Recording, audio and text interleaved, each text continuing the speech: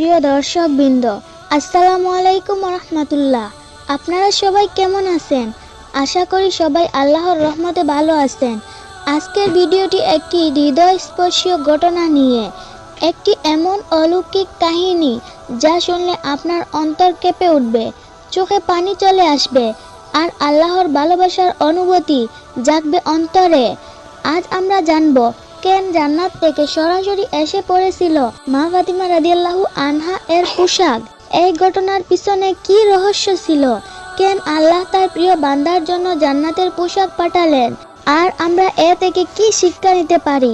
তাই অনুরোধ করছি ভিডিওটি শেষ পর্যন্ত মনোযোগ দিয়ে শুনবেন, কারণ এই কাহিনী শুধু একটি ইতিহাস নয়, বরং এটি আমাদের জীবনের পথ দেখানোর মতো এক শিক্ষা। মা ফাতিমা রাদিয়াল্লাহু আনহা ছিলেন নবী করিম সাল্লাল্লাহু আলাইহি ওয়াসাল্লামের সবচেয়ে ছোট ও প্রিয় কন্যা। মা ফাতিমার জন্ম হয় মক্কায়, যখন ইসলামের দাওয়াত শুরু হয়নি পুরোপুরি।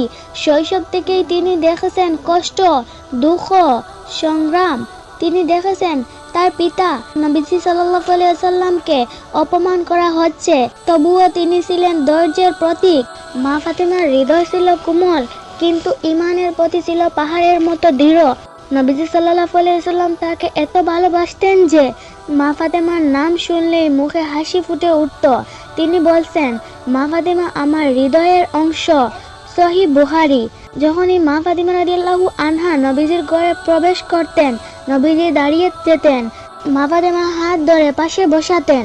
এ ভালোবাসা কেবল পিতার ভালোবাসা ছিল না, এ ছিল নবুয়তের আদর্শের উত্তরাধিকারীর সম্মান।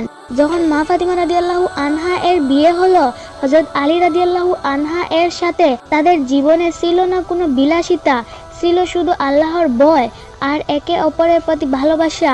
তাদের ঘর ছিল ছোট্ট, কিন্তু তাতে ছিল ঈমানের আলো। মা ফাতিমা রাদিয়াল্লাহু আনহা নিজ হাতে গম পিষতেন, কাপড় ধুইতেন, পানি আনতেন। মা ফাতিমার হাতে ফুসকা পড়ে যেত, কিন্তু মুখে কখনো অভিযোগ ছিল না। একদিন তিনি নবীজির কাছে গেলেন, বললেন, হে প্রিয় বাবা, আমার হাতে ব্যথা হয়, কাজ করতে কষ্ট হয়। নবী সাল্লাল্লাহু আলাইহি ওয়াসাল্লাম মৃদু হেসে বললেন, ফাতিমা, আমি কি তোমাকে এমন কিছু দেব যা তোমার জন্য দুনিয়া ও আখিরাতের উত্তম? তিনি শেখালেন, প্রতিদিন রাতে ঘুমানোর আগে বলবে সুবহানাল্লাহ ৩৩ বার, আলহামদুলিল্লাহ ৩৩ বার, আল্লাহু আকবার ৩৪ বার। এই দোয়াটি এতই উত্তমময় যে তা পৃথিবীর সব আরামের চেয়েও উত্তম। মা ফাতিমা রাদিয়াল্লাহু আনহা এর ঘরে প্রায় খাবার থাকতো না, তবুও তিনি রোজা রাখতেন, নামাজ পড়তেন আর বলতেন আলহামদুলিল্লাহ, আল্লাহ যা দেন তাতেই সন্তুষ্ট।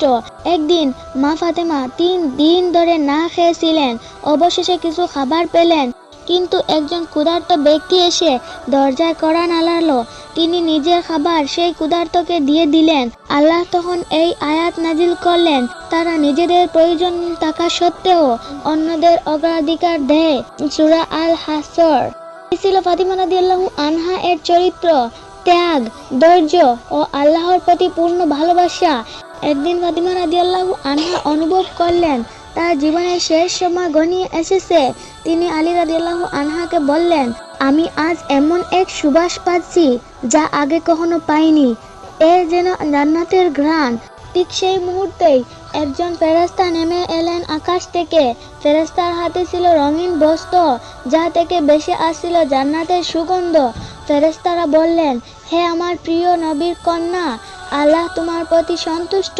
এই পোশাকগুলো জান্নাত থেকে পাঠানো হয়েছে যাতে তুমি জান্নাতে যাওয়ার আগে এগুলো পরতে পারো। মা ফাতিমা রাদিয়াল্লাহু আনহা তখন আল্লাহর প্রশংসা করলেন, সুবহানাল্লাহ, আল্লাহু আকবার। তিনি অজু করলেন, নামাজ আদায় করলেন, তারপর শান্তভাবে বললেন, হে আল্লাহ, আমি তোমার শুকরিয়া কামনা করি। এরপর তিনি জান্নাতি পোশাক পরে শুয়ে পড়লেন। মুহূর্তের মধ্যেই তার মুখ উজ্জ্বল হয়ে উঠল, চোখে শান্তি, ঠোঁটে হাসি। তিনি পৃথিবী ত্যাগ করলেন, কিন্তু জান্নাতের পথে রওনা হলেন। হযরত আলী রাদিয়াল্লাহু আনহা ঘরে ঢুকে দেখলেন তার প্রিয় স্ত্রী ফাতিমা রাদিয়াল্লাহু আনহা জান্নাতি পোশাক পরে নিস্তব্ধ হয়ে আছেন। মা ফাতিমার মুখে এমন এক হাসি যা জীবিত মানুষের নয়। এবং জান্নাতের প্রশান্তি। তার মুখে এমন এক হাসি, মা ফাতেমার মুখে এমন এক হাসি যা জীবিত মানুষের নয় বরং জান্নাতের প্রশান্তি। আলী রাদিয়াল্লাহু আনহা কেঁদে ফেললেন, কিন্তু তার চোখে ছিল ঈমানের আলো। হে ফাতিমা, তুমি নবীজির কন্যা, তুমি ধৈর্য ও ত্যাগের প্রতিমূর্তি। ভাই ও বোনেরা, এই ঘটনার মধ্যে রয়েছে অসংখ্য শিক্ষা। ধৈর্য জান্নাতের পথ। দরিদ্র লজ্জা নয় বরং আল্লাহর পরীক্ষা। নবীর পরিবারের প্রতি ভালোবাসা ঈমানের নিদর্শন। পরিশ্রম ও বিনিময় প্রকৃত সৌন্দর্য। নবী সাল্লাল্লাহু আলাইহি ওয়াসাল্লাম বলেছেন, যে আমার আহলে বায়তকে ভালোবাসবে সে আমাকে ভালোবাসবে। তাই মা ফাতিমা রাদিয়াল্লাহু আনহা এর প্রতি ভালোবাসা আসলে নবীজির প্রতি ভালোবাসা। নবীজি সাল্লাল্লাহু আলাইহি ওয়াসাল্লাম বলেছেন, ফাতিমা জান্নাতের নারীদের নেতা হবে। মা ফাতিমার জন্য নবীজি দোয়া করেছেন, হে আল্লাহ, ফাতিমা ও তার সন্তানের জন্য জান্নাতের সর্বোচ্চ মর্যাদা দাও। এই দোয়া আজও আমাদের হৃদয়ে বেঁচে আছে। আমরা যেন ফাতিমা রাদিয়াল্লাহু আনহা এর মতো ধৈর্য ধরতে পারি। আমাদের জীবনেও কষ্ট আসবে, দরিদ্র আসবে, কিন্তু আমরা যেন বলি আলহামদুলিল্লাহ। আমরা যেন নবীর পরিবারের আদর্শ ধারণ করি এবং আল্লাহর সন্তুষ্টির পথে চলি। প্রিয় দর্শকবৃন্দ, যদি আজকের এই কাহিনী আপনার হৃদয় ছুঁয়ে যায়, তাহলে ভিডিওটিতে লাইক, কমেন্ট ও শেয়ার করুন। আপনার একটি মাত্র শেয়ার হয়তো কারো মনকে আল্লাহর পথে ফিরিয়ে আনতে পারে। তাই ভালো কাজের দাওয়াত দিন, ইসলামের আলো ছড়িয়ে দিন।